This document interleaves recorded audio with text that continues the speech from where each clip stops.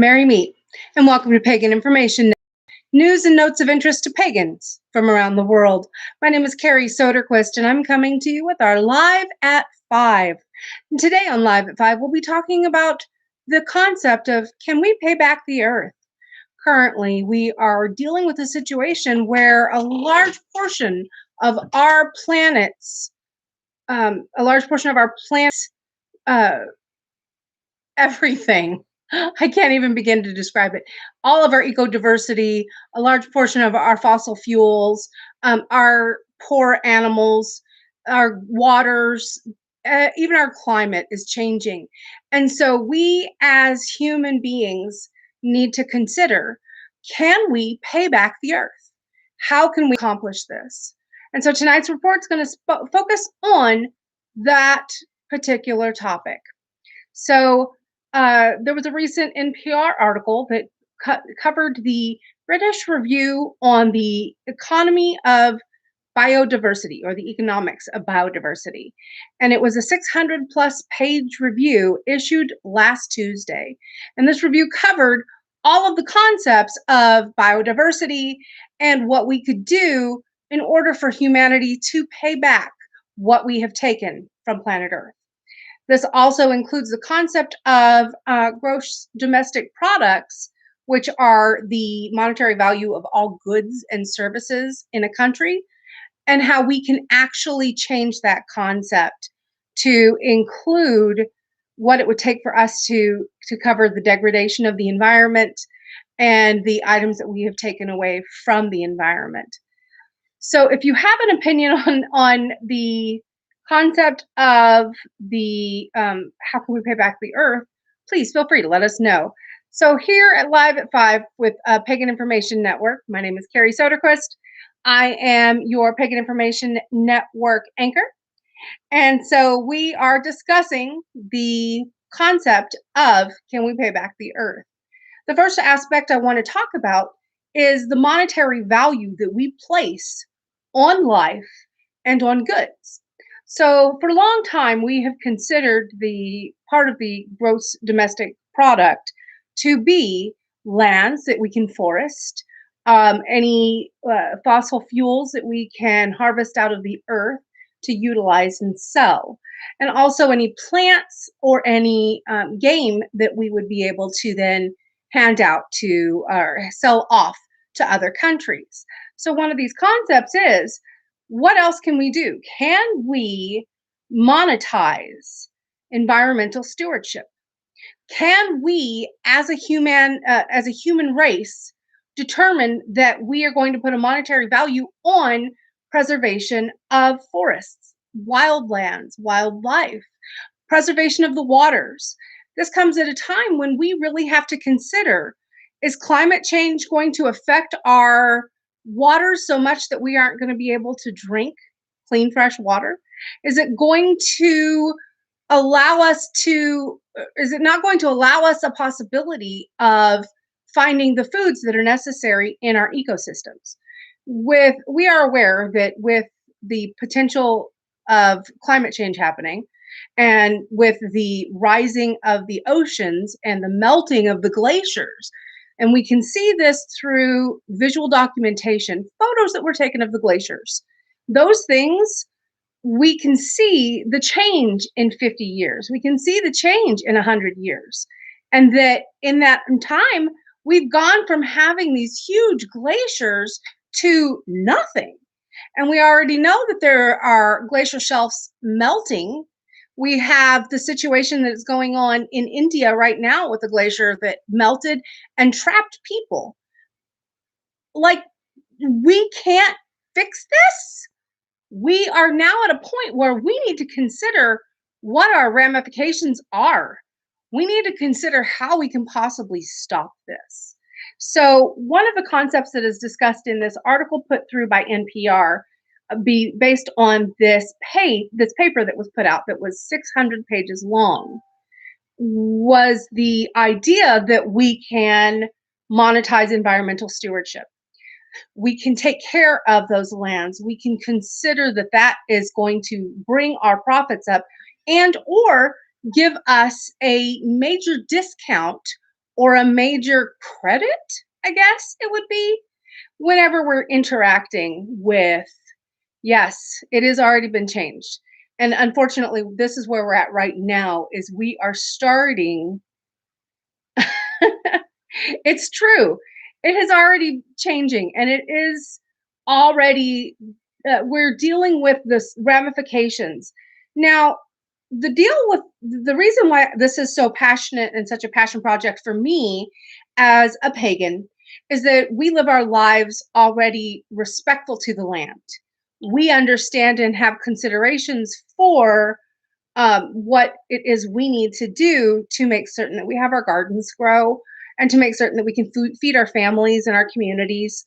We already have a community that likes to go out and take care of the wildlands and things like that. Hi, Athena, Cecilia, and Wolf Witch. I just want you to know you don't sound anything crazy. I feel you absolutely with this. And I know that we have already witnessed the major ramifications. And I know that there are also scientists who are talking about we're already past the doomsday point, that there is no looking back, and now there is only trying to uh, trying to handle the damage that we've already done. So for those of you who aren't aware, not only am I here live on Pagan Information Network on TikTok, but I'm also here live with our YouTube's channel as well. So if you can't catch me on one, you'll catch me on the other. So I'm really excited to talk about this concept. And it was something that was really close to my heart because as a mom and as a gardener and as a child of the goddess, I want to consider what it is that we can do. Now, while the economic aspect of environmental stewardship obviously has bonus points for governments and for big organizations, it doesn't necessarily make that much of a difference to us because we aren't really looking out for, do we get a discount on whatever because we're out there taking care of it. But if it does instill in large organizations some sort of an interest in any way, shape, or form, then more's the pleasure for us. We really, really, really need to get this out there. Another aspect of this is that the concept of all of this is based on the idea that right now the Global Footprint Network has determined that 1.6 Earths are needed. Over 1.5 Earths are needed to cover what we need as a society, what we need for our just everyday basic human needs, whether or not that is housing or food or fresh waters. These are concepts that are just basic human rights. And so now we have to consider, since we have damaged the earth so much with our our, our presence here, what is the next thing we can do? So we already know, like I said, 1.6 Earths have are needed to cover our current basic needs. We know that 2/3 of the wildlife in the last 50 years has just been erased. We've lost that, and that there are millions extinct because of our humans. Like we just did stuff. We eliminated habitats. We overhunted. We did everything we needed to do to completely damage entire subsections of the living creatures on this planet. Um, we are losing 30%. Oh, so we're losing. That's just the way that it is. So at this point, I don't mean to be bleak because we have other fun things going on right now. And I know a lot of you are concerned with, in America, we're talking about the impeachment trials of Trump. We are talking about, right now in America, we are covering a polar vortex that is coming down. And I know that that is going to cause a lot of damage to a lot of people. Yes, we have been doing it for centuries. So, and a lot of people are worried right now about what they're going to do next. So we are so focused on where's our next meal coming from. Where what are we going to do for the next growing season? And we need to be considerate of what's going to happen in generations down the road.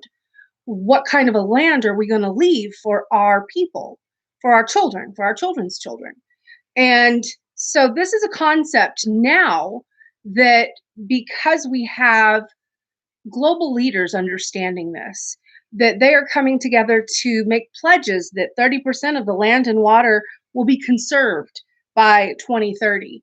And I want to go right back to that one number. We are already at 1.6 Earths.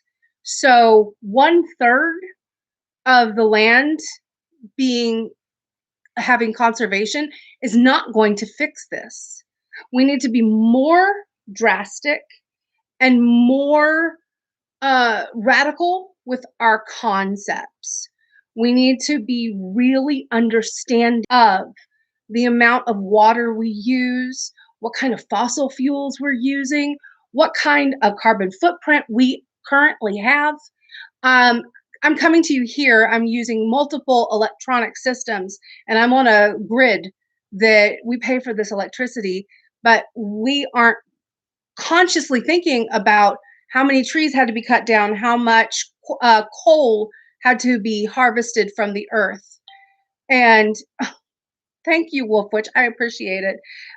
We appreciate you being here. Please feel free to spread the word of Pagan Information Network, because we want to focus our our information to be able to share with all of you and with all the people you love and all of the people out there who have like-minded concerns.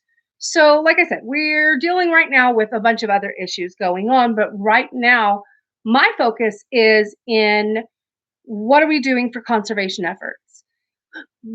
So just for recap, for those of you who weren't here at the beginning, perfect. Gita, that is Gita, Gita or Gita. I apologize if I say it wrong. 3,600 square foot and half of it's covered with solar. Fantastic. I think that is a absolutely amazing thing, and that's perfect. We do want to look towards habitats for humans that have sustainable and positive ecological. Jita, welcome, Jita. So thank you very much for your information, and I absolutely love it. Jita, if you don't mind me asking, do you live in a place with a large quantity of solar, like a lot of sun, or are you, where are you located at generally? And then we can make, because some places a lot of solar power is going to be fantastic, and in other places you might need to look at other forms of power. Louisiana, yeah, that's some sun. That's a glorious place. Go out there, or would you please go have a hush puppy for me? Thanks, I appreciate it. But really, we need to be understanding. That's what we need. We need people who are willing to put out large quantities of solar on their plate, on their land, or we need to have the large fans, so that we can have wind power. These are big concepts for government, big concepts. So little concepts. I want to encourage you all to plant a garden. If you have a front yard, realize that more often than not, front yards were where you had your garden. And it was a place where you could have, people could possibly come through. You guys could share produce. Not everybody planted the same thing, because everybody has different food needs. So that's a really quick and easy thing. Reduce your carbon footprint if you can. Shut off lights when you're not in the rooms. You'll make my husband very happy. He'll be so ecstatic if you shut off the lights in the rooms where you're not using them. Absolutely. Fantastic, Grandma. So, Spark Boy, I am just going to say, it sounds to me like your grandma might be related to Johnny Appleseed, and I'm totally approving of that. Yes. Yes. A lot of ornamentals are edible. Absolutely. And honestly, you can go out and you can plant all kinds of stuff. Now, the main thing is plant something that you're going to eat or that you know your community would eat. Um, we're realistic about the fact that almost everybody loves tomatoes. And if you don't, we need to get you the right kind. But things like that, you can plant tomatoes, you can plant carrots, you can plant onions. Um, I found out the other day that scallions will reduce blood sugar. Phenomenal knowledge. Holy moly, plant a bunch of scallions, plant chives. They're great. I love chives. But getting off of my onion topic, if you have the opportunity to look at this review, it was the British Review on the Economics of Diversity, Biodiversity, and it was a 600 plus page report that was put out in Britain. And it's very important for us to understand that these reports are happening, that these people are coming together, the scholars and the intellectuals are determining what it is that's going to be the next best thing for us as humanity to do. What are our next steps for survival? In a climate where we see the ramifications of climate change happening on a daily basis, with glaciers that are completely falling apart, or ice shelves that have melted, or sea levels that are rising, salinity levels that are dropping, so that changes the entire biodiversity of an area. When you no longer have what's necessary to sustain the life that has sustained you in your cycle, in your that cycle, eco cycle, then what are we going to do? Where do we go next? So a large portion of things are already being dealt with, and you can see it. Mother Nature, bless her ever loving heart, has figured it out. She's already coming in. There are plants that are seagrasses that are taking plastics out of the waters. And this is a phenomenal concept because these seagrasses get together and they have like little arms, and the plastics get stuck, and then the seagrasses close up and bleach out the plastics, and they disappear. Only our Mother Earth could figure that out. And we also have fish that are able to reproduce and actually have enlarged abilities to reproduce, if you know what I mean, because of the salinity of the water. When the water becomes more acidic, like it does when it raises in temperature, like it does around volcanic vents, then you see a larger portion of different types of creatures that are able to exist. So, Gina, that's a really good question. Does it eliminate microplastics? And the answer to this is no, it doesn't. We still have microplastics. We have them in less of a quantity right now than we did. And this is specifically happening, it's being observed around the Mediterranean, although these same seagrasses are all the way up and down the Atlantic coastal areas. So these are fantastic. These are words of yay, go team. We're so excited. We have a solution. But is it going to be enough? And the answer to that is not really. We need to look at these concepts and ways that the earth has come up to deal with our meddling footprint and jump in and go, okay, wait, hold on, let's fix that. And if the answer is having the natural capital value increased by allowing people who are engaging in environmental stewardship to get some sort of a rebate. Hey there, let's see here, that's Ex Casasio. Hello, Ex Casasio. So if this allows us to have environmental stewardship that gives a rebate to those who are actively protecting our lands and our waters, then I'm all for it.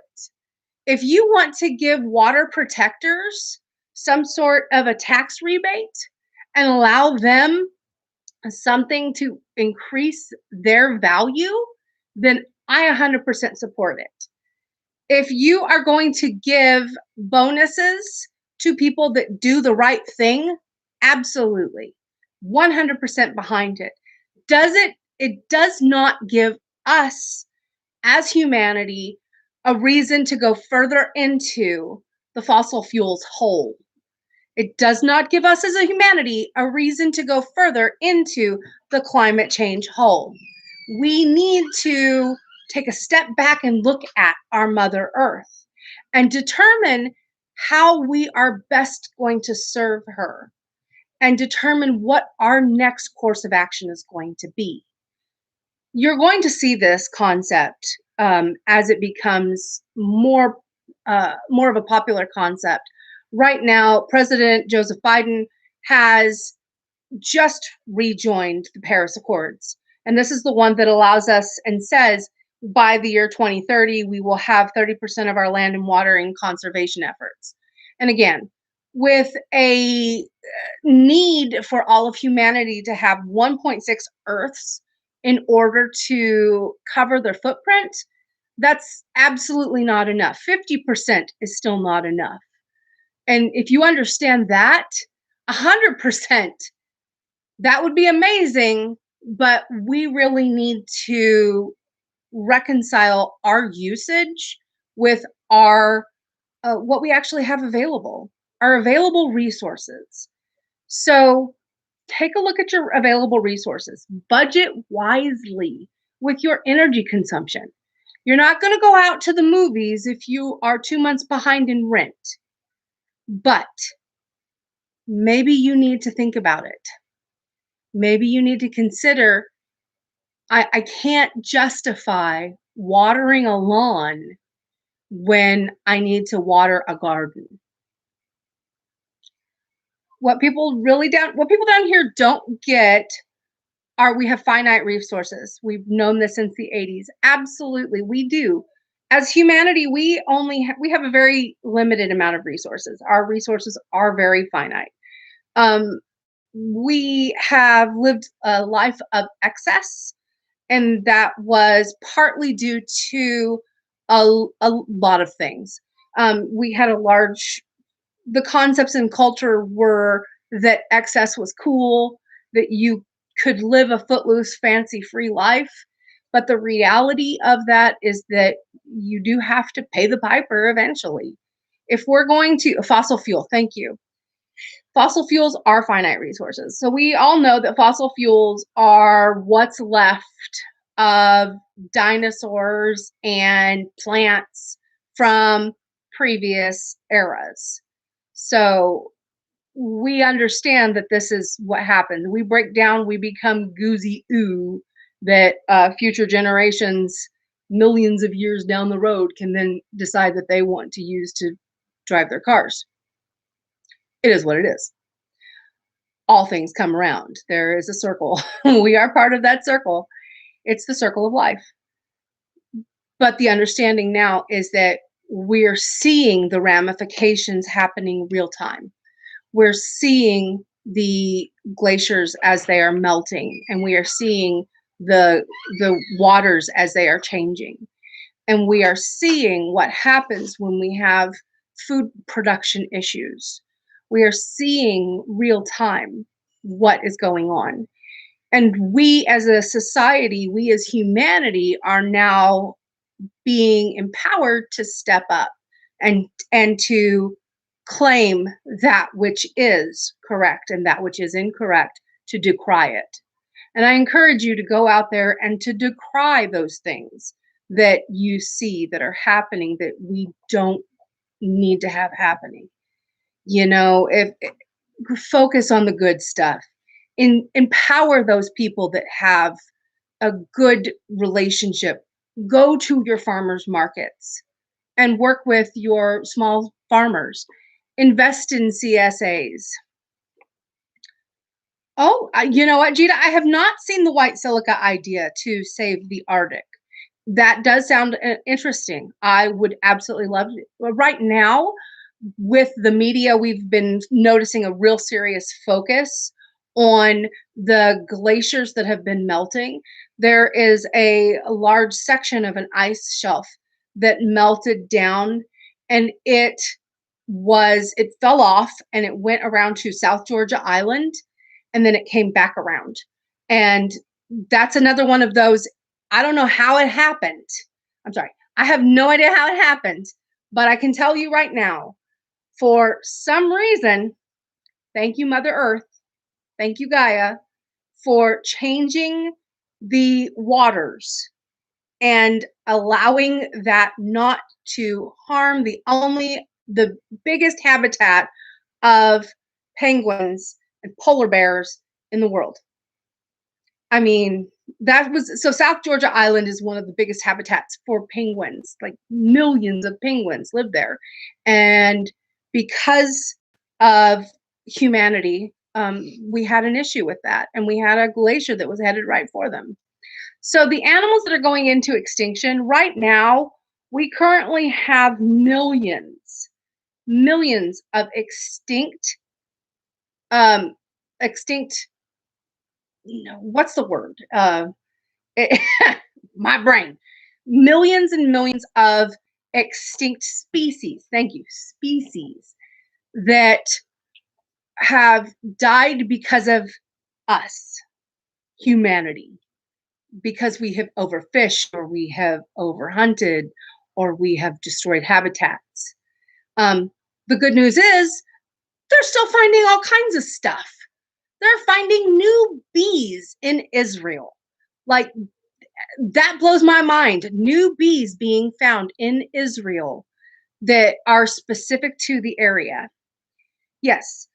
So we are in the middle of an extinction event, not just because of the United States, but because of all of humanity. And also it is a cyclical thing that happens. Now, you may wonder why you're in the middle of this. How can you be in the middle of an extinction event? The reality of that situation is that it is not a mass quick extinction. This is not an asteroid hit the earth and we all went kablooey.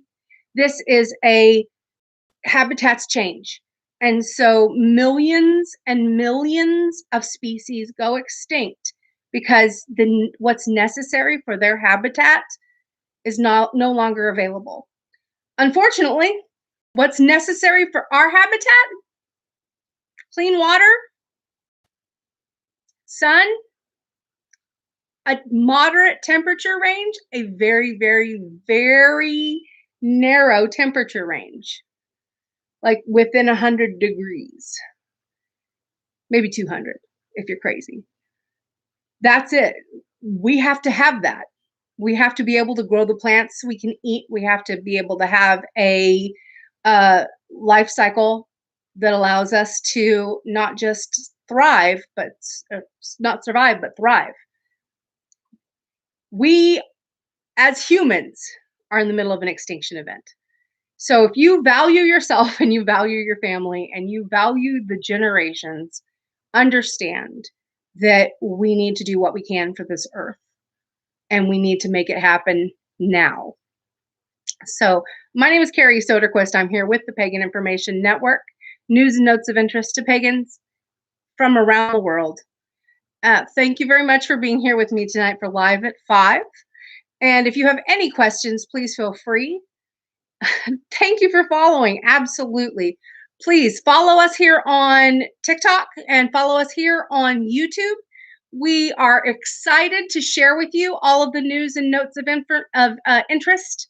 And you'll see we post at least 4 to 6 different articles every day.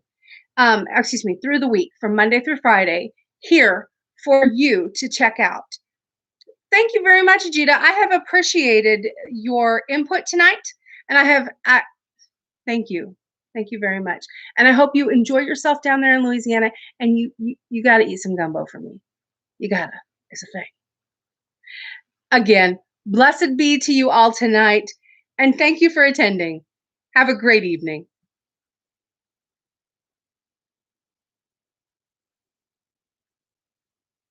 One of these days, I'll figure out how to stop it.